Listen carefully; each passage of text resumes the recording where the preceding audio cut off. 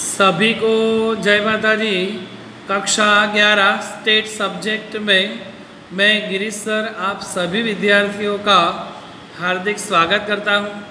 आज हम chapter number 6 में स्वाध्याय 6.2 के आगे के सवालों का अध्ययन करेंगे।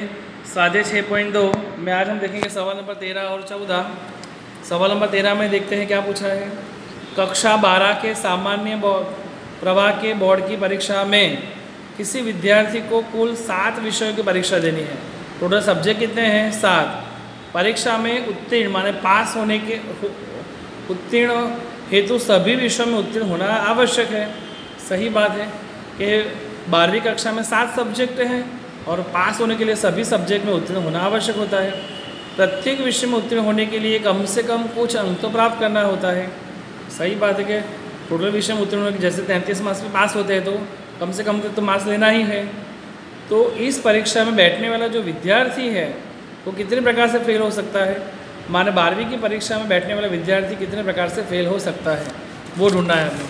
तो देखो हमारे पास आंसर में विषय कितने हैं? 7। और पास होने के लिए सभी विषय में उत्तीर्ण होने के लिए 7 सब्जेक्ट में पास होना पड़े। हमें यहाँ पे ढूंढना क्या है? परीक्षा में बैठने वाले विद्यार्थी कितने प्रकार से फेल हो सकता है। तो परीक्षा में बैठने वाला विद्यार्थी फेल होने के प्रकार हमें ढूंढने हैं। तो फेल हो कई प्रकार से हो सकता है। मान एक विषय में फेल हो, विद्यार्थी एक विषय में हो, अथवा 2 विषय में हो, अथवा 3 विषय में हो, अथवा 4 विषय में हो, अथवा 5 विषय में हो, अथवा 6 विषय में हो, अथवा 7 विषय में वो फेल हो सकता है। तब तो उसका रिजल्ट तो फेल ही कहा जाएगा। भले 7 सब्जेक्ट एक में भी फेल हुआ तो भी फेल है, 2 में भी फेल हुआ तो भी फेल है, 3 में भी फेल हुआ, अथवा 4 में भी, अथवा 5 में भी, अथवा 6 में, अथवा 7 में फेल है तो फेल ही कहा जाएगा। तो फेल होने के कुल प्रकार मिलेंगे हमें। एक विषय में फेल है तो टोटल स्टूडेंट्स कितने हमारे पास विषय कितने हैं? 7 में से कितने विद्यार्थी कितने विषय में फेल हो रहा है? 1। तो 7C1। फिर यहाँ पे अथवा दिया तो क्या करेंगे हम? प्लस। आप 2 विषय में फेल हो रहा है तो 7C2। कोई भी 2 विषय में फेल हो सकता है। प्लस 3 विषय में तो 7C3। 4 विषय में हो तो 7C4। 5 में हो तो 7C5। 6 में हो तो 7C6। और 7 सब्जेक्ट में फेल हो तो 7C7। और अथवा सब में लिखा है तो सब में क्या करेंगे हम? Plus plus plus plus plus और प्लस। 7C1 का 7 ही आता है। 7C2 माना 7 को उल्टा 2 अंक घटाओ, 7 गुणा 6 2 है तो 2 गुणा 1। तो 7C3 7 को 3 दिया तो 3 अंक उल्टा घटाओ, 1 2 3 हो गए। माना 7 6 5 और 3 को 1 तो घटाओ, 3 2 1। प्लस 7C4 तो 7 को उल्टा 4 अंक घटाओ, 7 6 5 4 माने 1 2 3 4 हुए और 4 को 1 तक, 4 3 2 1। ठीक, वैसे ही आगे हम सादरूप देते जाएंगे।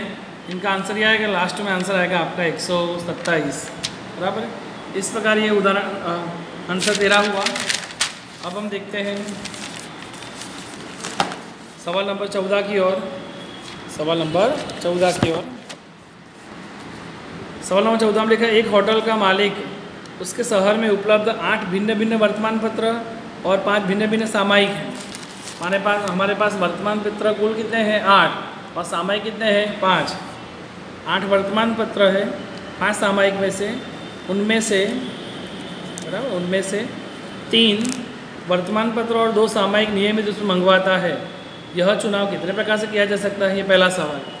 तो कितना मंगवाता है? तो यहाँ लिखा हुआ है 3 वर्तमान पत्र और 2 सामायिक। माने चयन जो है 8 वर्तमान पत्र में से 3 का चयन करते हैं और 5 में से कितना लेते हैं? 2 सामायिक लेते हैं। तो चयन के कुल प्रकार, तो 8 में से 3 का चयन करेंगे तो क्या आएगा? 8C3। और सामायिक 5 में से और है तो क्या करेंगे? गुणा 5 में से 2 लेना है, चयन करना है, 5C2। 8 में से 3 का चयन करेंगे तो 8C3 माने 8 7 6 हो गए, 3 अंक उल्टा, 8 7 6 3 हुए और 3 को 1 तक घटाओ तो क्या होगा? 3 2 1 गुणा 5C2 है तो 5 को 2 अंक उल्टा घटाओ, 5 गुणा 4 और नीचे 2 है तो 2 गुणा 1। सादरूप देंगे तो आएगा 560। आगे लिखा है सेकंड क्वेश्चन, यदि किसी निश्चित वर्तमान पत्र का चुनाव करना ही हो, वर्तमान पत्र का चुनाव करना ही हो और किसी निश्चित सामायिक का चुनाव न करना हो तो चुनाव के कितने प्रकार से कर सकते हैं? तो हमारे पास यहाँ वर्तमान पत्र कितने हैं? 8 में से कितने का चयन करना है? 3। बराबर 8 है वर्तमान पत्र, 3 का चयन करना है। क्वेश्चंस में क्या कहा है कि किसी निश्चित वर्तमान पत्र का चुनाव करना हो, तो निश्चित वर्तमान पत्र का चुनाव करेंगे, मान 8 में से कोई भी एक चुनाव कर लेंगे, पर 3 ही चुनाव करना तो मान 1 का चुनाव हो गया। तो बच्चे कितने हमारे पास शेष, अब 7 में से कितने चयन करने पड़ेंगे, कोई भी 2, बराबर, टोटल 7 में से 2 करेंगे।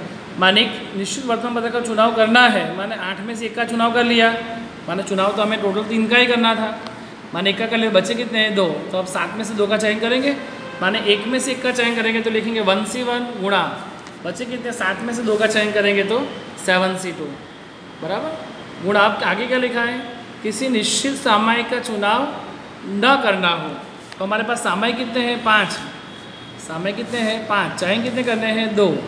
अब एक बोले निश्चित सामयिक का चुनाव नहीं करना, मैंने 5 में से 1 का चयन हम नहीं करने वाले हैं, 5 में से 1 का नहीं करेंगे चयन, तो कितना आएगा 4, तो चयन तो हमें 2 करना है टोटल, तो 5 में से 1 का नहीं करेंगे, पर टोटल 2 का तो चयन करना ही है, मतलब 4 में से कितने का चयन करेंगे 2 का, तो लिखा हमने 4C2, बराबर, तो 1C1 का तो 1 ही रहेगा, 7C2 का देखा जाए तो 7 गुणा 6 और 2 गुणा 1 गुणा 4 का 2 उल्टा कटा हो तो 4 गुणा 3 और नीचे क्या आएगा 2 गुणा 1, 7 दिया तो 126। आप यहाँ थियरिकल भी लिख सकते हो, पर मैंने यहाँ लिखा है, इसे इंडिविजुअल अलग से लिखा नहीं। तो ये आज के सवाल हुए। सवाल नंबर 13, ये सवाल नंबर 13 का आंसर, सवाल नंबर 13 का आंसर, ये सवाल नंबर 14 का फर्स्ट, अरे सवाल नंबर 14 का सेकंड। सभी स्टूडेंट्स इसे अच्छी तरह से अध्ययन करें और अपनी नोटबुक में लिखें। सभी स्टूडेंट्स को जय माता दी।